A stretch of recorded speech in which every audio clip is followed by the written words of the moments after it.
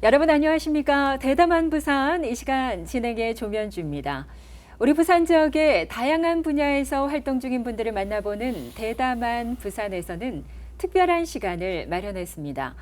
지역의 국회의원들을 모시고 우리 지역의 이야기 그리고 앞으로의 계획들에 대해서 들어보는 시간을 마련했는데요.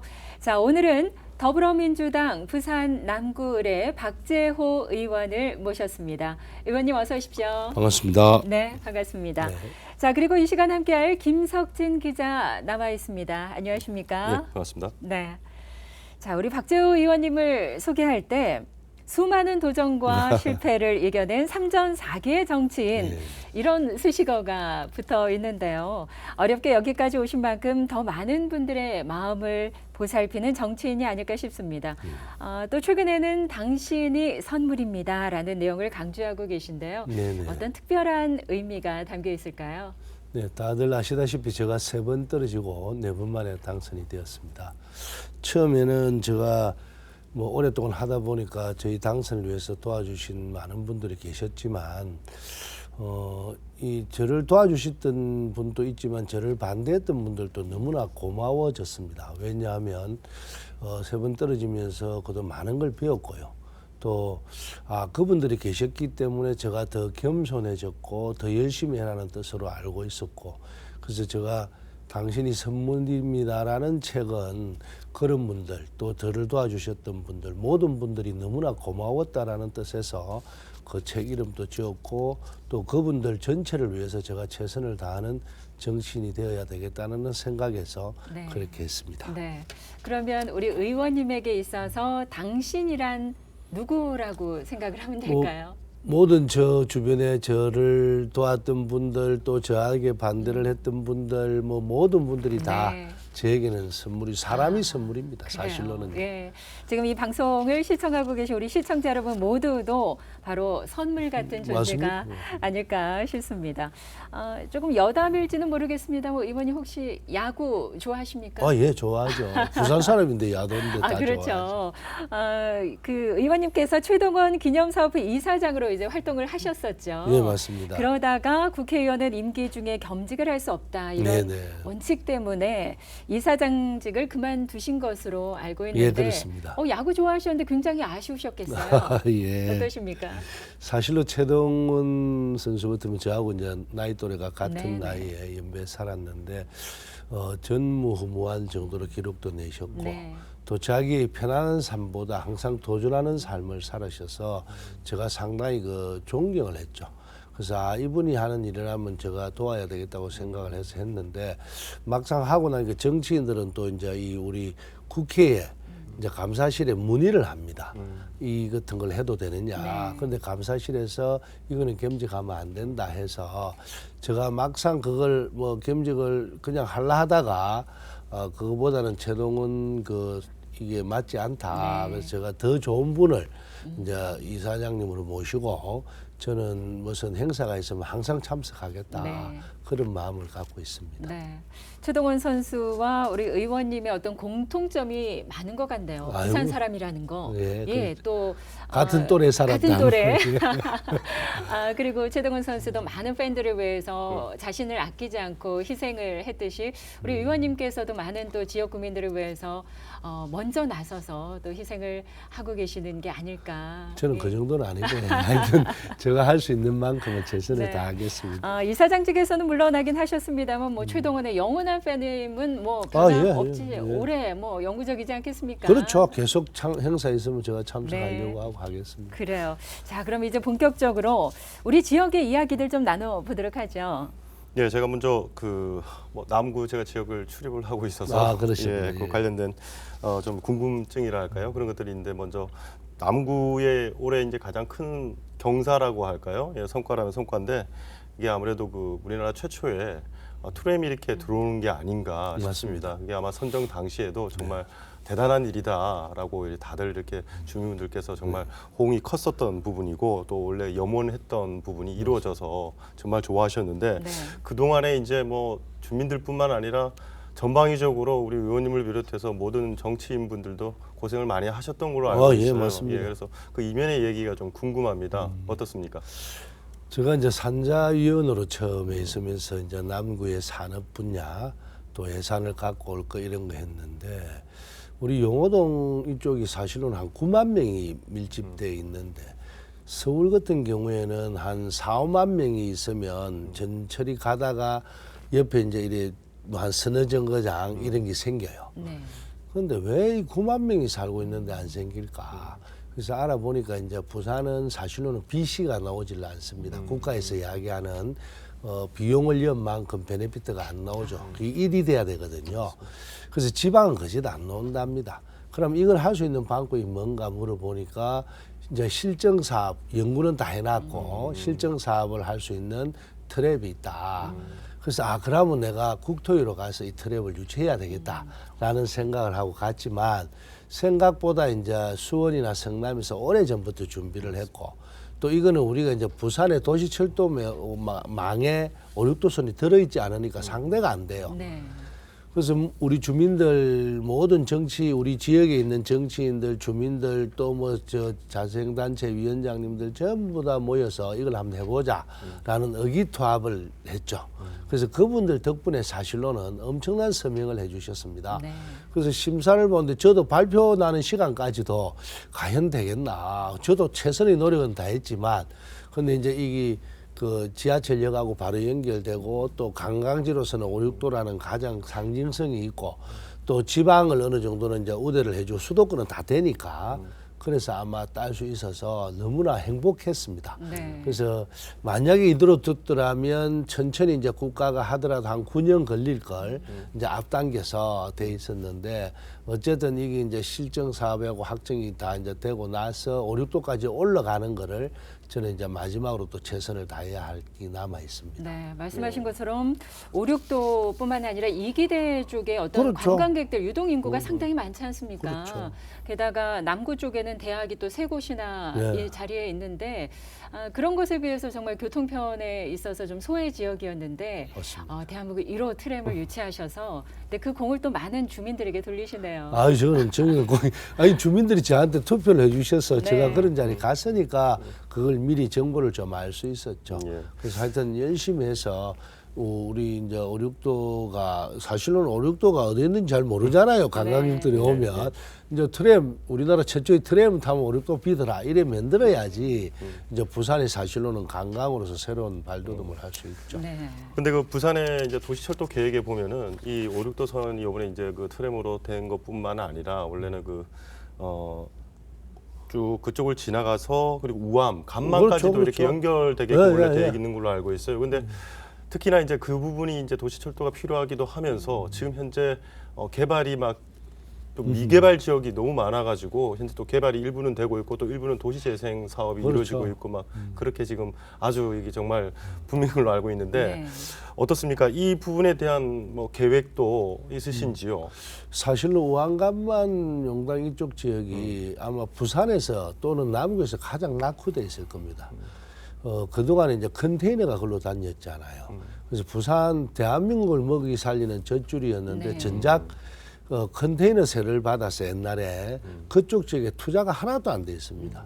그래서 너무 오랫동안 낙후됐는데 이제 겨우 이제 재개발 뭐 유스테이 이래 갖고 조금 되고 있습니다. 네. 근데 그쪽 지역이 어쨌든 좀 발전이 돼야 부산이 이제 구도심의 항만을 띄고 있는 아주 좋은 지역으로 변할 수 있거든요. 그래서 거기에도 이제 트램을 옛날에와 군대 철도 아니습니까? 예, 지금 예, 예. 수송하는 예, 거. 수송철도. 그걸 연결해서 간만동 시내를 지나서 용당으로 해서 경성대학 쪽으로 대연동 쪽으로 가는 그 계획을 지금 해놨습니다. 네. 그때 오거돈 시장하고 이제 이거 할 때 요거를 함께 연결해야 그게 된다. 이래서 이제 그걸 해놨으니까 그거는 이제 그쪽 지역에 재개발 재건축이 어느 정도 다 돼갖고 사람이 들어야 맞죠. 이제 수요가 되니까 그거까지 연결을 하려고 하고 있습니다. 네, 저는 말씀을 듣다 보니까 궁금한 점이요. 예.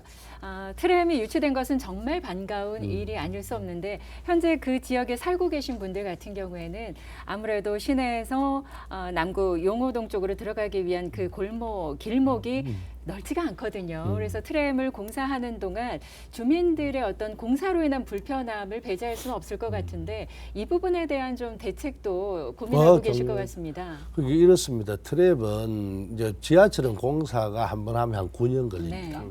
근데 트랩은 1년에 끝납니다. 왜냐하면 위에 이제 똑같은 도로 위에 바로 철로를 까는데 그냥 이래 밑에 이으면 되거든요. 그래서 공사 기간이 너무 간단하고 네. 또 이제 올라가면서 뒤에 버스도 함께 다닐 수 있고 그 철길은 또 요래 뭐 엿가락처럼 이래 하면 일로 갑니다. 네. 그래서 아주 간단하게 할 수 있는데 우리가 이제 너무 어려운 생각을 갖습니다. 그러고 이것을 위해서 지금 이제 한국철도기술연구원에서 한 20명의 박사가 어떻게 하면 가장 더 효율적으로 교통에 안 밀리면서 할 수 있을까 연구도 하고 있고요. 네. 그래서 아마 이게 하나 이제 실정 사업이 완성이 되고 나면 전 세계에 수출할 수 있는 기구가 되기 때문에 빨리 하려고 하고 있습니다. 네. 아무쪼록 이런 트램을 통해서 남구의 브랜드 가치도 상당히 상승할 것 같고요. 더 나아가 우리 지역 경제 발전도 기대를 해보게 됩니다. 앞서 우암동과 간만동 지역 뭐 재개발 재건축과 관련해서 잠시 언급을 해주셨는데 사실 그 부산 외대 부지에 대해서 좀 여쭤봐야 할 것 같습니다. 이 부산 외국어대학교 부지에 대한 개발 방향이 좀 서야 우암동과 간만동의 지역도 변모될 수 있지 않을까라는 생각이 드는데 지난 2014년 남구 우암동에서 금정구 남산동으로 부산 외국어대학교 부지가 이제 이전을 하지 않았습니까? 맞습니다. 그런데 지금 남아있는 그 부지에 대해서 아직까지 정확한 청사진을 내놓지 못하고 있는 상황으로 보이는데 시급히 좀 해결이 돼야 할 부분으로 생각이 드는데요. 네. 그 제가 이제 오고든 시장님 되고 나서 맨 처음에 시장님 만나서 현 이야기가 시작되기 전에 이거부터 해결 안 하면 안 된다. 왜냐면 안 그래도 그 지역은 과거에 컨테이너 때문에 어려운 지역이었는데 그대로도 외국어 대학이 있어서 소매상들 또는 그 식당들 또 임대하시는 분들이 그래도 묵고 살았는데 떠나고 나서 몇 년 동안 아무런 대책이 없었어요. 네. 그래서 이제 벌써 뭐 5년이 그렇죠. 넘었잖아요. 그래서 그 식당에 밤에 제가 이제 무슨 홍보물 돌리러 가보면 문을 못 엽니다. 왜냐하면 식당 사장들이 주무시고 있어요. 안 할 수도 없고. 네.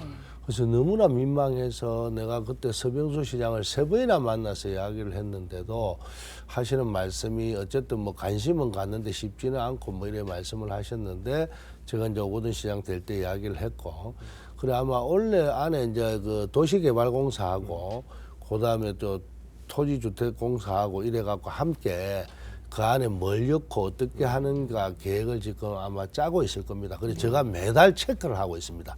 그래서 하여튼 올해까지는 이걸 무조건 청사진을 만들어서 주민들한테 희망을 주갖고 실천을 안 하면 안 된다 하는데 하나 이제 좋은 점은 또 하나 생긴 것이 조금 해양 클러스터 문제 이거로 연계가 돼갖고 아마 곧 좋은 발표가 아니겠나 하는 생각이 듭니다. 네. 그럼 아직까지 부지에 대한 정확한 어떤 대책 같은 경우는 고민 중에 있으시다라는 말이죠. 계속 이제 고민을 했으니까 이제 어떤 네. 결론이 날 때가 됐습니다. 뭐 공기업 유치까지도 포함해서 뭔가를 해보자라고 하는데 어떤 거는 기간이 좀 더 걸릴 수도 있고 좀 작을 수도 있고 이렇습니다. 네. 그래서 뭐 여러 가지 대책을 해가지고 이제 부산 외대로부터 땅을 사서 이제 시작을 해야 되니까 아마 한 1년 정도 이상 계획을 지금 뭐 계속 알아보고 유치를 하려고 했으니까 아마 곧 결정이 안 나겠나 싶습니다. 네. 아무쪼록 조속한 공공개발이 좀 이루어지기를 기대해 보겠고요. 우암해양산업클러스터 잠시 언급을 해주셨는데 정부 예산안 반영 등 우암해양산업클러스터에도 상당히 많은 노력을 기울이고 계신 것으로 알고 있습니다. 우암해양산업클러스터라는 것이 무엇인지 그리고 앞으로의 어떤 주안점에는 어떤 것들을 좀 들 수 있는지도 궁금한데요. 뭐 전부 다 아시다시피 이제 이 항만이 끝나고 나면 유유 항만이 됩니다. 근데 이것을 어떻게 개발할지를 이제 관한 법을 해양 클러스터 법을 네. 이제 만들어 난 거죠. 그래서 전번 제가 산자위 덕분에 이제 산자위 들어가서 예산 결산에 들어가서 요 안에 3가지 예산을 따놨습니다. 지식산업센터 예산, 그다음에 마리나 비즈니스 센터 예산, 그다음에 수소 R&D 센터 이런 이제 예산은 따놨는데 이제 올해부터 내년부터 이게 이제 착공에 들어가는 게 한두 개씩 생길 겁니다.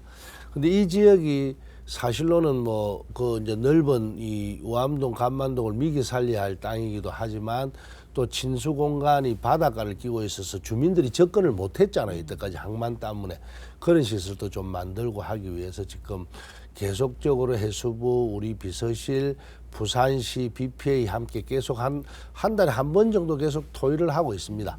그래서 아마 주민들한테도 이제 이해를 구하기 위해서 해양 클러스터 이걸 앞으로 어떻게 진척하는지 이제 주민들 건의서도 받을 수 있는 이제 그 단체도 하나 만들어서 함께 활동을 해서 주민들 의견을 여야 되니까요. 그래 하고 있고 이제 이것이 아마 그 2024년도에 아마 결정되는 2030 엑스포 안에서 월드 엑스포 이걸 유치하면 이쪽 지역이거든요. 그래 되면 사실로 부산에서 명실상부하게 최고의 도시가 탄생할 수 있는 왜냐하면 그건 아직도 미개발 지역이잖아요. 그래서 거기 된다 하면 침수 공간도 생기고 새로운 우암간만동이 생깁니다. 그래서 조금 희망을 좀 가지시면 어찌 보면 지금까지는 좀 어렵고 힘들었는데 앞으로는 이쪽 말고는 부산 구도심에서는 더 이상 발달할 데가 없다 할 정도로 엄청난 변화가 오지 않겠나 하는 생각을 갖습니다. 네. 의원님 그 용호 쪽 이렇게 얘기가 나오셔가지고 제가 좀 한 가지 더 궁금한 게 있어서 좀 여쭤보려고 그러는데요. 특히 그 용호 부두 같은 경우에는 이제 얼마 전에 그 광안대교 러시아 선박에 네, 충돌 사고도 있어가지고 지금 개발 논의가 되고 있지 않습니까? 근데 그와 더불어서 또 용호만에서는 그 악취 때문에 네, 맞습니다. 예전부터 좀 민원이 좀 많아서 아무래도 의원님께서도 이제 그 의원으로서 의원 활동하셨을 때 이 부분에 대한 이제 공약도 있으셨던 걸로 알고 네, 있습니다. 지금 이제 이 부분이 아직까지 완전히 해결됐다고는 아마 볼 수 없는 것 같은데요. 어떻게 진행되고 있는지 좀 궁금합니다. 그렇죠. 대다수 이제 제가 국회의원 되고 나서 맨 처음에 했던 것이 그 악취 이 문제를 가지고 토론회를 했습니다. 근데 그 집값 내려갈까 싶어서 말은 안 하지만 냄새가 참 많이 나는 거는 다 알아요. 그래서 제가 이제 이 알아본 결과 옛날에 예산을 한 200억 쓰고 밑에 다 준설을 했는데도 또 많이 쌓여 있고 똑같습니다. 그래서 근본적인 문제가 뭐냐라는 걸 찾는 게 우선이라서 토론을 해본 결과 그 하수종말 처리장에서 나는 냄새는 일부입니다. 네. 오히려 이제 그 옆에와 우리 용호동에서 다 이제 오폐수가 함께 내려와서 그게 이제 악취가 쌓이는 건데요. 그래서 제가 작년에 이제 오수하고 하수하고 간급 분리 공사가 이제 끝났습니다. 그래서 지금부터는 이제 조금 나아지죠. 그래서 재작년에 제가 예산을 30억을 따난 걸 가지고 요 근본적인 문제부터 해서 이제 내년에 공사가 아마 들어갈 겁니다. 그러면 좀 많이 줄어들겠죠. 완전히 안 난다고는 할 수 없고. 그래서 그 하수종말 처리장하고 이쪽하고 또 하수종말 처리장에 정수가 된 물이 나옵니다. 그 물을 또 어떻게 활용하면 더 깨끗한 냄새 안 나게 할 수는 있다. 이제 현재 고래까지 연구 중에 있고 내년부터 아마 이 예산을 집행할 예정입니다. 네. 네. 그리고 또 한 가지 더 궁금한 게 있습니다. 이제 지역을 좀 넘어서서 광역권으로 좀 여쭤보려고 하는데요. 또 의원님께서 국토위에 계시고 하시니까 아마 이게 그 뭐 부산뿐만 아니라 부산, 경남, 울산 비롯해서 대구까지 경북까지 다 이제 아우르는 그런 문제입니다. 뭐 잘 아시겠지만 동남권 신공항 문제인데요. 지금 뭐 광고도 많이 하고 있습니다. 부산시에서는 그 김해 신공항 문제 그리고 또 가덕도의 이제 신공항을 유치하려고 하고 있는 부분인데 의원님께서는 어떻게 보십니까?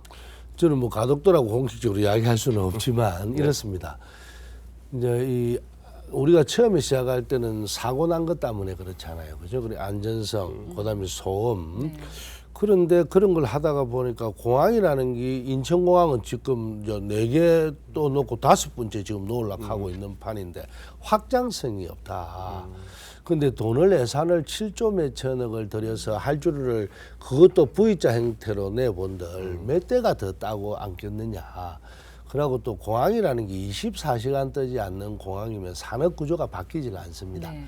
그래서 지금 이제 우리 부산 같은 경우는 자동차, 조선, 프렌트 수출 이런 거로 이제 먹고 살았잖아요. 근데 이거는 산업의 한계가 있습니다. 그거는 이제 이 중국이나 후진국에서 가갈 수 있는 조건이 되지만 첨단 산업을 유치하지 않으면 우리 영남권의 산업 구조가 바뀌질 않습니다. 그럼 영남권의 산업 구조를 바꾸려면 24시간 떠가는 공항이 필수적으로 있어야 되고 그 공항 옆에는 또 항만이 있고 철도가 있으면 인가공을 해서 바로 수출을 할 수 있죠. 그러면 첨단 산업이 들어옵니다. 그러면 대구 경북뿐만 아니고 포함해서 전체 영남권에는 24시간 뜨는 공항이 하나는 있어야 됩니다. 그래야 그는 사람이 하는데 입지가 가장 좋은 게 항만을 세계적인 5대 항만을 끼는 물동량이 들어오는 이게서 들어오는 물건으로 인가공을 해서 바로 세계로 뜨는 비행기가 있으면 아주 효율적이겠죠. 그러면 수도권하고 부산이 영남권의 경쟁이 아니라 대한민국의 새로운 하나의 더 입지적인 무기가 하나 생기고 세계의 경쟁할 수 있는 도시가 이래야 대한민국이 균형적으로 발전한다. 그래서 저는 이 문제를 계속적으로 국토에서도 건의하고 있고 또 이걸 수도권에 있는 분들이 좀 이해를 해 주셔야 됩니다. 이게 지역의 격차 이런 게 중요한 게 아니라 대한민국이 지금 이번에 뭐 일본하고의 문제도 그렇지만 경쟁력 있는 도시가 하나 더 있어야 이게 함께 균형으로 발전한다. 그런 차원에서 수도권에서도 좀 이해를 해 주셔야 되는데 수도권은 항상 자기들끼리 그 인천공항 이런 생각만 하다 보니까 어찌 보면 좀 영남 쪽이 좀 소외받았다 할까 이런 생각도 있고요. 또 대구, 경북, 부산, 경남이 함께 가야 됩니다, 이게. 근데 이걸 꼭 뭐 대구, 경북, 부산, 경남 뭐 이래 울산 이래 나눠 버리면 이거는 같은 국토 안에서 균형적인 발전이 아니죠. 예. 그런 문제로 봐주시기 바랍니다. 네. 그럼 이제 조금 더 넓혀요. 확장해서 지금 의원님께서 활동하고 계시는 뭐 이렇게 의정 활동에 관련해서 좀 질문 드릴게요. 이번 그 20대 국회 전반기에 의원님께서는 그 산업통상자원 중소벤처기업위원회 위원으로도 활동하셨는데 이 활동하시면서 대중소기업 상생협력 촉진에 관한 법률 네, 일부 맞습니다. 개정 법률안을 내셔가지고 발의하셔가지고 6월에 이제 본회의 통과했는데 여기는 어떤 내용인지 좀 궁금합니다. 아무래도 여기 관심이 많거든요. 기존 이제도 상생 결제 시스템이 있었죠, 그죠? 네. 근데 대기업하고 결제한 대금을 이제 공공기관하고 이제 애채 놓으면 1차 밴드에서는 이제 그걸 가가죠. 근데 2, 3차까지 내려가지가 않습니다. 그러다 보니까 1차가 부도가 나쁘면 2, 3차로 한 분들이 이제 데모하러 와서 본 저 대기업이나 뭐 공공기관에 와서 계속 데모하고 이러면 더 혼란스럽게 되고 해서 이걸 2단계까지 3단계까지 내려가는 시스템을 맹걸자 해서 왜냐하면 어음을 주면 그 중소기업 조그마한 기업이 살아남을 수가 없잖아요. 부도가 나면. 그런 시스템을 만들어 놨습니다. 그래서 지금 이제 조금씩 이걸 적용하고 있거든요. 그래서 조금 더 나아지면 되는데요. 제가 이런 와중에 한 말씀만 드리면 지역에 기업하시는 분들이 이런 거는 좀 애로사항이 있고 이건 좀 잘못됐다 싶을 때는요. 자기 지역에 있는 머슴을 활용해야 됩니다. 네. 근데 이거를 나중에 되고 나서 당하고 나서 이야기하면 고칠 수가 힘들어요. 그래서 이런 게 좀 애로사항이 있다면 미리 말씀을 주시면 이제 물론 조그마한 기업 하시는 것보다 우리가 이걸 알아보고 제도를 고쳐 놓으면 더 편할 수 있잖아요. 그래서 정치라는 거는 주민들께서 정치인을 활용해서 네. 국가가 옳게 가게 하는 거지 그걸 잘 활용하면 됩니다. 그렇습니다. 또 자동차 리콜에 대한 투명성과 공정성 강화를 추진하는 데 활발한 활동하고 계신데 법안 발의가 이제 됐는데 통과가 언제 될지 또 이후에 어느 진행 상황들이 좀 궁금한데요.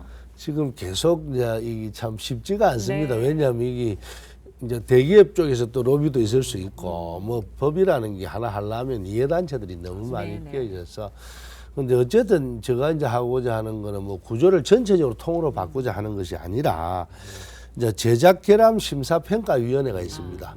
거기는 무슨 리콜을 해줘야 네네. 된다 이런 거를 평가를 하잖아요. 근데 우리나라는 이제 고객이 입증을 해야 되기 때문에 너무 어렵고 그렇죠. 또 이게 뭐 이쪽 하시는 분들이 또 크게 연결돼 있다 이런 이제 불명예도 좀 있을 수 있어서 모든 심사하는 거를 공개하자는 겁니다. 저는 공개해 놓으면 그분들도 쉽게 하지는 못할 거 아닙니까? 그러고 누구의 영향을 받지 않죠. 그래서 고려하는 법인데 아마 토론회도 지금 준비하고 있고요. 네. 뭐 이거는 또 크게 뭐 틀을 바꾸는 게 아니라서 가능성이 아니겠나 하고 있습니다. 네. 의원님 나오셨는데 궁금한 게 너무 많습니다. 나쁜 부모 먹튀 방지법을 또 대표 발의하셨어요. 나쁜 부모 먹튀 방지법 어떤 법을 말하는 건가요? 얼마 전에 이제 신혼부부가 한 분이 교통사고로 예비 돌아가시고, 신부가 예비 신부가. 그렇죠. 근데 그 부모는 얼굴도 한 번 못 네. 봤어요. 근데 그 부부가 보험금을 가갑니다. 또 얼마 전에 이제 그 천안함 사건 났을 네. 때 28년 동안 얼굴 한 번 못 본 부모가 그 죽은 군인의 보험금을 또 가합니다. 그래서 이거는 말이 안 된다. 이게 민법이거든요. 참 어렵습니다. 민법을 고치려는 거는. 근데 이제 여러 군데 제가 알아보고 또 이제 우리 국회 입법처를 통해서 다른 외국의 사례를 다 보니까 부모가 부여할 의무가 있었고 하는데도 아낸 부모는 이 보상금을 몽각하게끔 이런 법도 있더라고요. 네. 그래서 이제 그거를 우리나라도 이제 도용할 때가 됐다 해서 그런 내용하고 우리 실정에 맞게 좀 고쳐서 이제 이번에 법안을 발의했죠. 네. 그래서 그 내용이 조금은 그하지만 나쁜 부모 저 먹튀 방지법 네. 이게 좀 그거 좀 말이 용어는 그렇지만 하여튼 의무를 그래도 해야 된다. 부모가 그렇지 않으면 사망 후에 그런 거를 가가면 안 된다. 네. 선의로 몇십 년 동안 길러주고 하셨던 부모는 아무것도 못하는 이거는 잘못됐다. 네. 그래서 이제 현실에 맞게 좀 고치자 하는 뜻에서 이런 법안을 네. 냈습니다. 이러한 뭐 개정안을 통해서 자식에 대한 부양 의무를 저버린 부모의 상속권이 박탈됨으로써 그렇죠. 정말 국민 정서와 법 사이의 괴리를 좀 좁힐 수 있는 맞습니다. 그런 계기가 되지 않을까 싶습니다. 달려오다 보니까 벌써 이렇게 마무리를 또 네, 해야 네. 할 시간인데 20대 국회가 이제 1년도 남지 않았습니다. 얼마 안 남았죠. 열심히 달려오셨는데 앞으로의 각오 또 우리 지역 주민들에게 당부의 말씀이 있으시다면은요. 그래도 저를 뭐 이래 모습으로 부르주신 우리 주인님들께 항상 고맙고 제가 할 수 있는 노력은 최선을 다하는데요. 저는 약속을 한 거는 거짓 지키려고 노력을 했습니다. 100%는 안 되지만 그래도 제가 공약 낸 거에 한 90%는 지금 현재 완성이 됐고 나머지도 또 하려고 합니다. 근데 남은 기간에 어쨌든 제가 할 수 있는 거는 더 겸손하게 주민들의 뜻을 들으려고 제가 사실로는 명함도 직통 전화번호를 다 드리고 네. 있습니다. 그래서 많은 분들이 전화도 오는데 제가 이제 직접 받거든요. 그러니까 국회의원 왜 직접 받노? 깜짝 그래서 놀라시겠네요. 저는 제가 직접 받습니다. 항상 그 부담 갖지 말고 전화하십시오 이러면서 억울한 이야기도 많이 듣고요. 또 이런 것 때문에 이런 법을 고쳐야 되겠다는 생각도 많이 갖습니다. 그래서 제가 어쨌든 뭐 머슴이라는 뜻을 노예하고는 틀리거든요. 머슴은 월급을 받고 일하시는 분이죠, 그죠? 그래서 국회의원 또 사실로 여러분 세금으로 하시는 일이니까 여러분들이 언제든지 그런 일이 있으면 좀 활용을 하면 조금 더 나은 세상. 또 우리 자식들이 좀 더 정치하는 사람을 이렇게 부리무야 세상이 바뀌는구나를 알아야 세상이 바뀝니다. 네. 그래서 우리 저 주민 여러분 제가 최선을 다해서 어쨌든 남은 기간 약속 지키고 더 열심히 노력하는 국회의원 되겠습니다. 감사합니다. 네. 의원님께서 항상 지역 주민들 만나시면 머슴은 놀게 하면 안 됩니다. 이런 말씀을 좋아요. 하신다고 하는데요. 앞으로도 부지런히 지역 곳곳을 누비시면서 또 지역민들과 더 가까운 우리 의원님의 모습 기대해 보겠습니다. 고맙습니다. 오늘 귀한 시간 내주셔서 감사합니다. 고맙습니다. 네, 자 지금까지 박재호 의원과 함께했고요. 또 함께해주신 김석진 기자님 수고 많으셨습니다. 자, 특집 대담한 부산 오늘 준비한 내용은 여기까지입니다. 함께해 주신 여러분 감사드리고요. 저는 다음 시간 다시 뵙겠습니다. 고맙습니다.